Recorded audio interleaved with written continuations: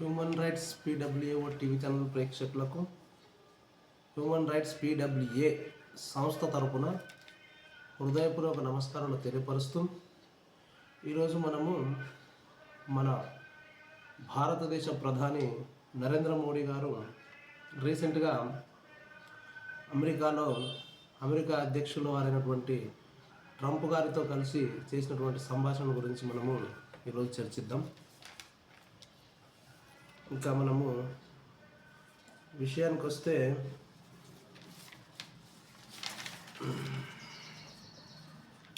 America ఉత్పత్తులపై భారత్ ఎంత సుంకం విధిస్తుందో మేము అంతే విధిస్తాం అని అమెరికా అంటుంది. ప్రధాని మోదీ సమక్షంలో తేల్చి చెప్పిన ట్రంప్. అమెరికా అధ్యక్షుడితో సమావేశమైన ప్రధాని మోదీ వాణిజ్యం, రక్షణ సహా పలు అంశాలపై విస్తృత చర్చ. భారత్కు F-35లు ఇచ్చేందుకు సిద్ధమన్న ట్రంప్. 26/11 దాడి కేసు నిందితుడు తహవ్వూర్ రానాను భారత్కు తక్షణమే అప్పగించనున్నట్లు ప్రకటన. 2030 నాటికి రెండు దేశాల మధ్య $500 బిలియన్ వాణిజ్యమే లక్ష్యంగా మిషన్ 500 ప్రకటన. అమెరికాలో అక్రమంగా ఉంటున్న భారతీయులను వెనక్కి తీసుకోవడానికి సిద్ధం ట్రంప్తో మోడీ. 119 మందితో నేడు అమృత్సర్కు మరో విమానం, ఆదివారం మరో విమానం వచ్చే అవకాశం. H-1B పునరుద్ధరణలో మరింత జాప్యం. డ్రాప్ బాక్స్ అర్హత 12 నెలలకు కుదింపు. భారతీయ దరఖాస్తుదారులపైనే తీవ్ర ప్రభావం. ప్రకటన చూద్దాం. ఇంక వాషింగ్టన్ ఫిబ్రవరి 14 వచ్చేసి భారత ప్రధాని నరేంద్ర మోదీని గొప్ప మిత్రుడిగా అభివర్ణించిన, ఆత్మీయ ఆలింగనాలు, సుదీర్ఘ కరచాలనాలతో ఆహ్వానించిన సుంకాల విషయంలో మాత్రం తగ్గేదే లేదని అమెరికా అధ్యక్షుడు డొనాల్డ్ ట్రంప్ తేల్చి చెప్పేశారు. కంటికి కన్ను, పంటికి పన్ను అన్న సామెత చందంగా తమ దేశ ఉత్పత్తులపై అధిక సుంకాలు విధించే దేశాలపై తాము అధిక పన్నులను విధిస్తామని స్పష్టం చేశారు. అది ఇండియా కానివ్వండి, మరి ఏ దేశమైనా కానివ్వండి, మా ఉత్పత్తులపై తక్కువ సుంకాలు విధిస్తే మేము అలాగే విధిస్తాం. భారత్ ఎలా వసూలు చేస్తే మేము అలాగే వసూలు చేస్తాం అని సాక్షాత్తు ప్రధాని నరేంద్ర మోదీ సాక్షిగా ఆయన పక్కనే నిలబడి సంయుక్త పత్రికా సమావేశంలో ఎలాంటి శషబిషలు లేకుండా నిర్మోహమాటంగా ప్రకటించారు. వాస్తవంగా ట్రంప్ గారు ప్రకటించిన ఈ ప్రకటనలో న్యాయం ఉంది. దీన్ని నేను ఏకీభవిస్తున్నా వ్యక్తిగతంగా. తనకన్నా మోదీనే మెరుగైన బేరగాడని వ్యాఖ్యానించారు. త్వరలోనే భారీ వాణిజ్య ఒప్పందాన్ని కుదుర్చుకునేందుకు రెండు దేశాలు ఎదురు చూస్తున్నాయన్న ట్రంప్. అమెరికాకు చెందిన కొన్ని ఉత్పత్తులపై భారత్ విధిస్తున్న సుంకాలు అన్యాయంగా ఉన్నాయని వ్యాఖ్యానించారు. కాకపోతే భారతదేశంతో పోలిస్తే చైనా, యూరోపియన్ యూనియన్తో వాణిజ్య సంబంధాలు చాలా క్లిష్టంగా ఉంటాయని ఆయన పేర్కొన్నారు. అంటే మన భారతదేశాన్ని మెచ్చుకుంటున్నది మనకు అర్థమైంది. భారత్లో తన తొలి హయాంలో జరిపిన చర్చల వల్ల సుంకాలు తగ్గలేదని, అందుకే ఈసారి పరస్పర సుంకాల విధానాన్ని అనుసరించాలని నిర్ణయించినట్లు తెలిపారు. మోదీతో భేటీ కావడానికి కొన్ని గంటల ముందు ఆయన ఈ పరస్పర సుంకాలకు సంబంధించిన ఉత్తర్వుపై సంతకం చేశారు. ఆ సమయానికే SpaceX chief Elon Musk ప్రధాని మోదీతో భేటీ అయిన నేపథ్యంలో విలేకరులు ట్రంప్ను మాస్క్ మోదీ భేటీ గురించి అడిగారు. అప్పుడు కూడా ట్రంప్ భారత్ అధిక సుంకాల గురించి ప్రస్తావించడం గమనార్హం. ఆ తర్వాత కొన్ని గంటలకు, అంటే మన భారత కాలమానం ప్రకారము శుక్రవారం తెల్లవారుజామున 3 గంటల సమయంలో ప్రధాని మోదీ శ్వేత సౌధానికి చేరుకొని ట్రంప్ను కలిశారు. తన చిరకాల మిత్రుడైన మోదీకి ట్రంప్ ఆత్మీయ స్వాగతం పలికారు. సుదీర్ఘ కరచాలనం, గాఢ ఆలింగనం, సంతో ఓవల్ ఆఫీసులోకి తీసుకెళ్లారు. మోదీని గొప్ప స్నేహితుడిగా, అద్భుతమైన వ్యక్తిగా అభివర్ణిస్తూ తన సిబ్బందికి పరిచయం చేశారు. మళ్ళీ మోదీ వైపు తిరిగి, మేము మిమ్మల్ని మిస్ అయ్యాం, చాలా మిస్ అయ్యాం అన్నారు. మోదీ కూడా ట్రంప్ను మళ్ళీ కలిసినందుకు సంతోషం వ్యక్తం చేశారు. ఈ సందర్భంగా మోదీకి ట్రంప్ అవర్ జర్నీ టుగెదర్ పేరిట తమ ఇద్దరి ఫోటోలతో కూడిన పుస్తకాన్ని బహుమతిగా ఇచ్చారు. దానిపై mister prime minister you are great అని వ్రాసి సంతకం పెట్టారు.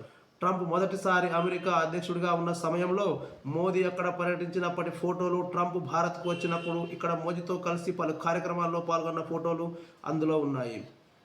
కుశల ప్రశ్నలు, పరస్పర పొగడ్తలు అనంతరం ఇరువురు నేతలు వాణిజ్యం, దౌత్యం, రక్షణ, ఇంధన భద్రత, H1B వీసాలు, వలస విధానం, కృత్రిమ మేధ, నవకల్పనలు, తదుపరి తరం టెక్నాలజీలు సహా పలు రంగాలకు సంబంధించిన కీలక అంశాలపై విస్తృతంగా చర్చలు జరిపారు.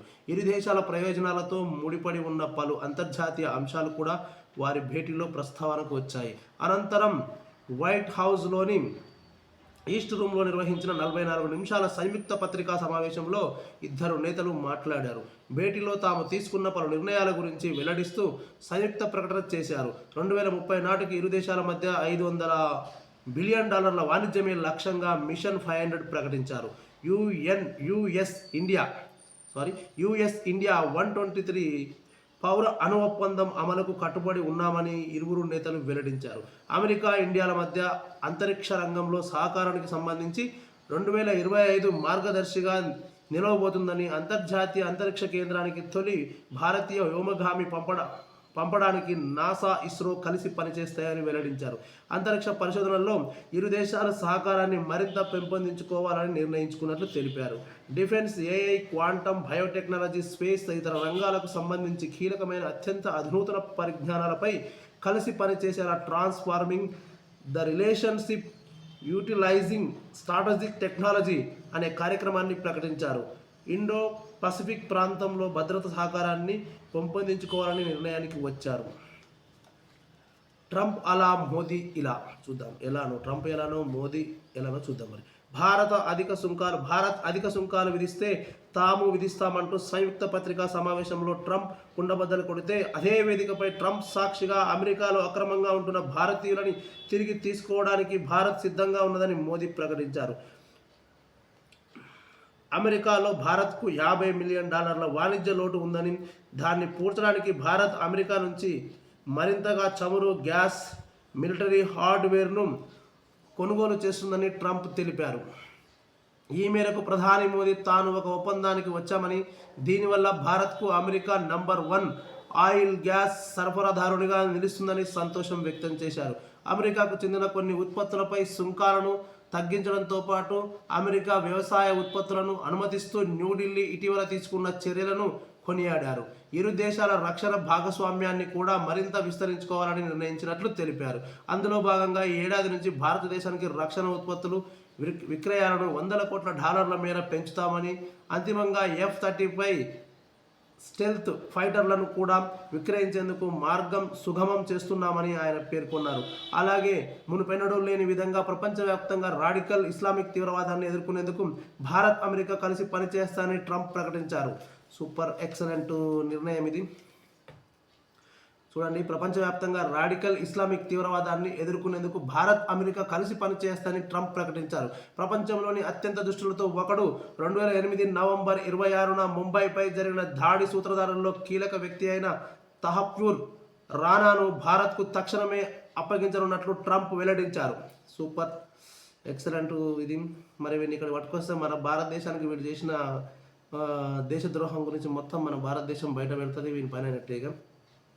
అతడు చట్టం ముందు నిలబడడానికి ఇండియాకు వెళ్తున్నాడు అని పేర్కొన్నారు. అంతేనా, భారత్ నుంచి వచ్చిన అభ్యర్థుల మేరకు త్వరలో మరికొంతమందిని కూడా అప్పగిస్తామని ట్రంప్ హామీ ఇచ్చారు.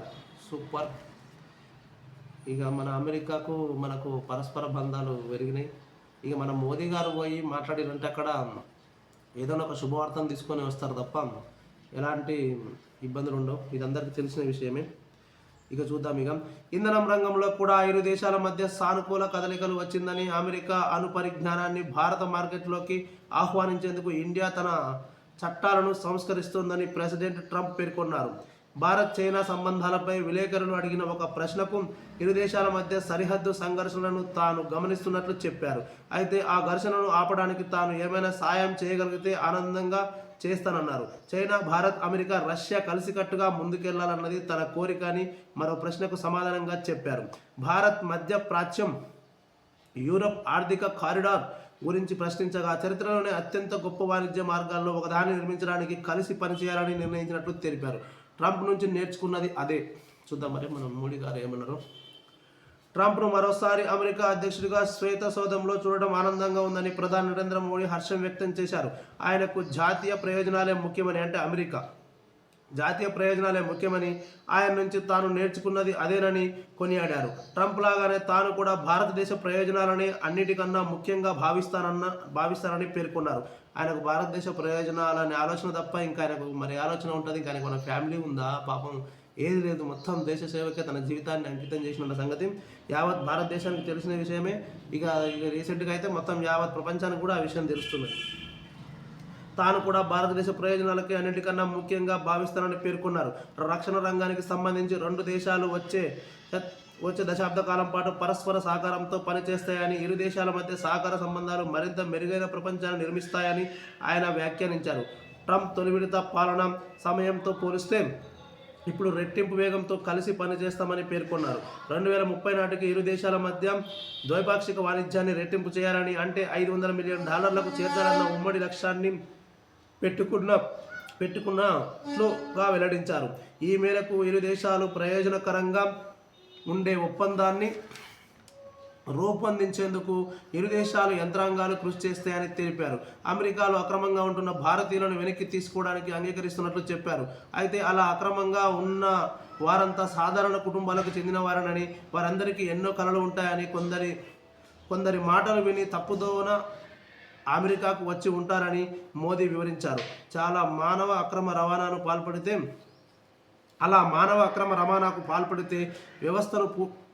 అక్రమ రవాణాకు పాల్పడే వ్యవస్థను పూర్తిగా నిర్మూలించాలని, అందుకు ఇరు దేశాలు కలిసి పనిచేయాలని అభిప్రాయపడ్డారు. అమెరికా ఇప్పటికే అలా 104 మంది అక్రమ వలసదారులను భారత్కు పంపిన సంగతి తెలిసిందే. అలా పంపిస్తున్న వారికి సంఖ్యలు వేసి పంపించడంపై తీవ్ర ఆగ్రహం వ్యక్తమవుతోంది. త్వరలో మరికొందరు భారతీయులను 2 విమానాల్లో పంపేందుకు అమెరికా సిద్ధమైంది. ఈ నేపథ్యంలో వారికి సంఖ్యలు వేసి పంపే విషయంపై ట్రంప్, మోదీ మధ్య ఎలాంటి చర్చ జరిగినట్లు సమాచారం లేదు. సంయుక్త పత్రికా సమావేశంలో కూడా దీనిపై ఎవరూ ప్రశ్నించకపోవడం గమనార్హం.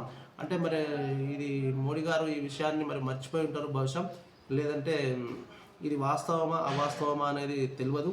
మరి దీన్ని ఎందుకు ఈ విషయాన్ని చర్చించలేదు మోడీ గారు అనేది ఇక్కడ మనము ఒక ప్రశ్నార్థకంగానే చూడాల్సిన విషయం.